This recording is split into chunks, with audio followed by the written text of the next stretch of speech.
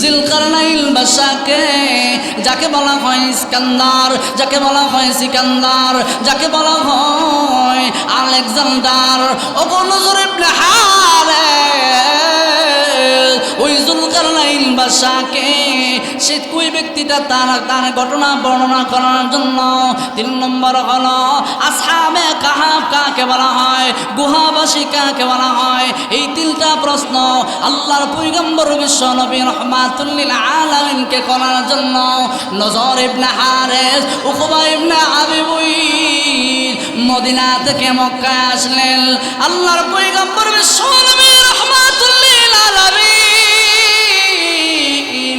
মক্কার জমিনে যখন দাওয়াতে বের হয়, এমনি নজর ইবনে হারিস, উকবা ইবনে আবি মুঈত আল্লাহর পয়গম্বর বিশ্ব নবী রাহমাতুল লিল আলামিনকে লেগে বলে, ওগো আল্লাহর পয়গম্বর,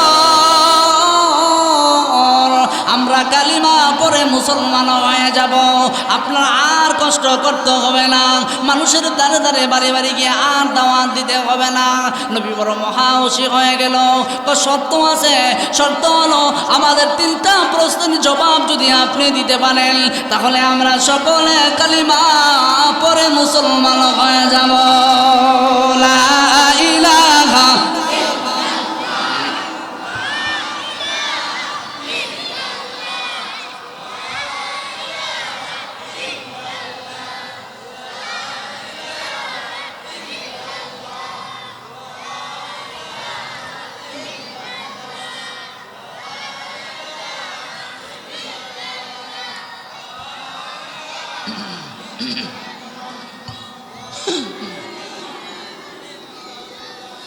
লা ইলাহা ইল্লাল্লাহ মুহাম্মাদুর রাসূলুল্লাহ সাল্লাল্লাহু আলাইহি ওয়াসাল্লাম। আল্লাহর পয়গম্বর বিশ্ব নবী রাহমাতুল লিল আলামিনকে 3টা প্রশ্ন করলে আল্লাহর পয়গম্বর বিশ্ব নবী রাহমাতুল লিল আলামিন বলেন, ঠিক আছে আমি তোমাদের প্রশ্নের জবাব দিব আগামীকাল। কি কাল? এই কথা বলেন না, কি কাল? কিন্তু ইনশাআল্লাহ বলতে মনে নাই, ইনশাআল্লাহ বলতে মনে নাই, অথবা মুফাসসিরিন কেরামগণ বলে আল্লাহ তাআলা ইচ্ছা করে নবীজির স্মৃতিপট থেকে ইনশাআল্লাহ শব্দটা উঠিয়ে দিয়েছে। নবীজি বলতে মনে নেই, বলছে আগামীকাল। আগামীকাল যখন বলছে, এখন আগামীকাল তো আসলো, নবীজি আসছে, জিবরাইল ফেরেশতা আর আসে না। সুবহানাল্লাহ। আল্লাহর পয়গম্বর বিশ্ব নবী রাহমাতুল লিল আলামিন আগামীকাল পরের দিন আসমানের দিকে জিবরাইল আলাইহিস সালাতু ওয়াস সালামের দিকে তাকায় আছে, কখন জিবরাইল আসবে। কারণ হলো আমার রাসূল জীবনে কখনো কোনো কথা নিজের থেকে বানায় বলে না। মা ইয়ানতিকু আনিল হাওয়া ইন হুয়া ইল্লা ওয়াহয়ুন ইউহা। নবীর জবান থেকে যা কিছু বের হয় সব হলো কি আল্লাহর পয়গম্বর বিশ্ব নবী রাহমাতুল লিল আলামিন বারবার আকাশের দিকে তাকায়, জিবরাইল কেন আসে না? জিবরাইল কি রাস্তা বলে গেছে না আল্লাহ আমাকে বলে গেছে? বারবার আসমানের দিকে তাকায়। প্রথম দিন নবীজি প্রশ্নের জবাব দিতে পারে নাই, পরের দিন আসলো তখনও দিতে পারে না, এর পরের দিন আসলে এর পরও দিতে পারে না, এর পরের দিন আসে এর পরও দিতে পারে না। মক্কার কাফিররা তারা সকলে বলে আর মুহাম্মদকে নিয়ে কোনো কথা বলা দরকার নাই, মুহাম্মদকে আমরা আটকায় দিলাম, মুহাম্মদকে আমরা বিতরিত করে দিলাম, মুহাম্মদ আর কোনোদিন কালিমার দাওয়াত দিতে পারবে না। নবীজির আপন চাচি উম্মে জামিল মানুষের বাড়ি বাড়ি কাছে কাছে গিয়ে গিয়ে বলে, ওরে মক্কার মানুষেরা মুহাম্মদের ব্যাপারে আর কোনো কথা বলে লাভ নাই। মুহাম্মদের উপরে এতদিন যে একটা জিন আর শয়তান আসর করছে তা ছাইরা দিছে না। নাউজুবিল্লাহ। আপনারা আগামী বছর কই জিন আর শয়তান কারে কইছে? কথা কই জিবরাইল রে। যে এতদিন নবীজির উপর যে জিন আর শয়তান আসছে, এই জিন শয়তান ছাইরা দিছে। নাউজুবিল্লাহ বলে।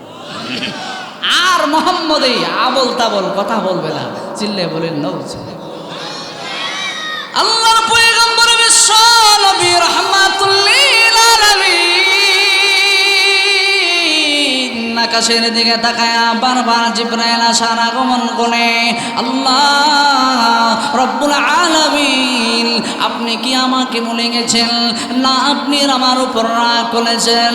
হে প্রভু, মক্কার অলিতে গলিতে আমি বেইজ্জতি হয়ে গেছি, আর মানুষের সামনে মুখ দেখাইতে পারি না। একদিন নয়, 2 দিন নয়, আল্লাহ রব্বুল আলামিন 17 দিন ওহি আসা বন্ধ রেখেছে। 17 দিন ওহি আসে নাই, জিবরাইল আসে নাই। আল্লাহর পয়গম্বর আসমানের দিকে তাকায়া নবীজি বারবার আল্লাহ তাআলার কাছে বলে, হে প্রভু, কোন অপরাধে কোন কল্যাণের কারণে তুমি ওই আশা বন্ধ করে দিয়েছো? আল্লাহ রাব্বুল আলামিন 17 দিন পরে আল্লাহ তাআলা জিবরাইল আলাইহিস সালাতু ওয়াস সালামকে এই সূরা কাহাফ নাজিল করে পাঠায়া আল্লাহ তাআলা বলে দিয়েছেন, ওয়ালা তাকুলু লিমান ইয়াকতালু ওয়ালা তাকুলান্না লিশাইইন ইন্নী ফাইলুন যালিকা গাদা ইল্লা আইয়াশা আল্লাহ।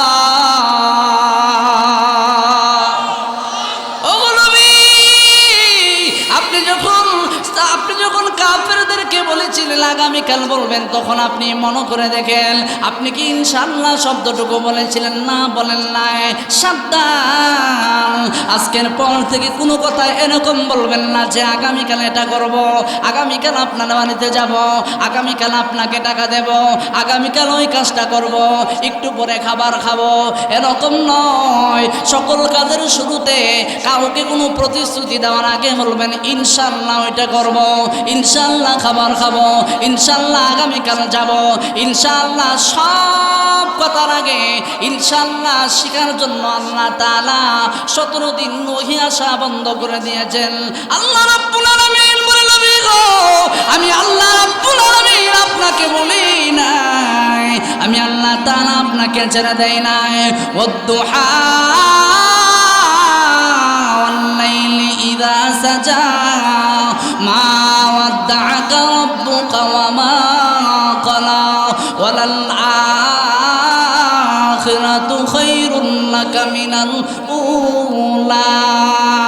ও নবী, আমি আল্লাহ তাআলা, আমি আল্লাহ আলোর কসম করে বলতেছি, আমি আল্লাহ রাতের কসম করে খেয়ে বলতেছি, আমি আল্লাহ আপনাকে বলি নাই, আপনাকে কখনো আমি আল্লাহ বলতে পারি না। আল্লাহ তাআলা পর্যায়ক্রমে এই সূরা কাহফের মধ্যে 2টা প্রশ্নের জবাব দেয়, আর সূরা নূরের মধ্যে একটা প্রশ্নের জবাব দেয়। চিল্লায় বলেন সুবহানাল্লাহ।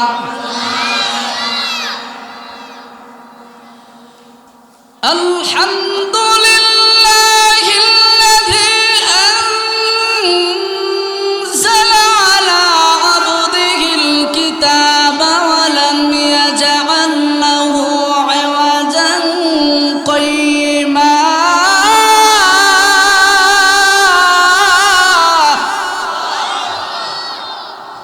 এই সূরা আল্লাহ তাআলা নাজিল করে। কি হইছে? কোন সমস্যা? মাইকবেন কোন সাউন্ডটা ঠিক করে তো বলেন, একটু জিকির করেন লা ইলাহা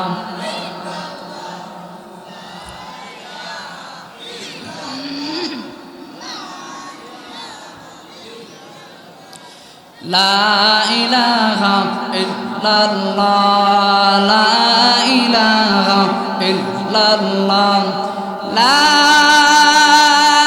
ইলাহা ইল্লাল্লাহ মুহাম্মাদুর রাসূলুল্লাহ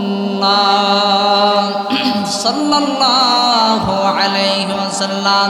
আল্লাহর পয়গম্বর বিশ্ব নবী রাহমাতুল লিল আলামিন কে আল্লাহ রাব্বুল আলামিন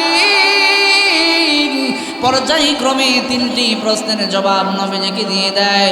1 নম্বর প্রশ্ন হলো, ওগো নবী, আসহাবে কাহাফ কারা, গুহাবাসী কারা, যাদেরকে আল্লাহ তাআলা একদিন নয় 2 দিন নয় 1 বছর নয় 2 বছর নয় 950 বছর ঘুমে রাইখা আল্লাহ তাআলা তাদেরকে আবার ঘুম থেকে জাগ্রত করছে।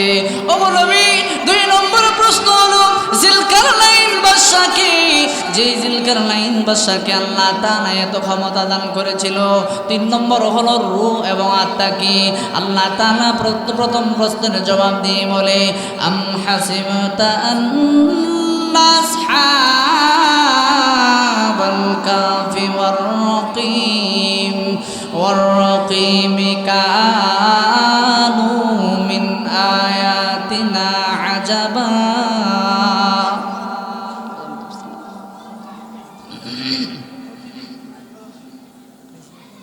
আমাদের প্রধান অতিথি আসছেন, একটা স্লোগান দেন, নারে তাকবীর।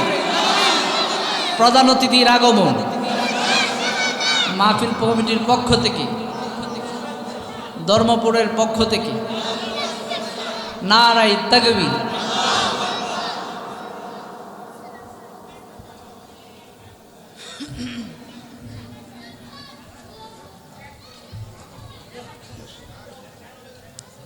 ভালো আছেন হুজুর?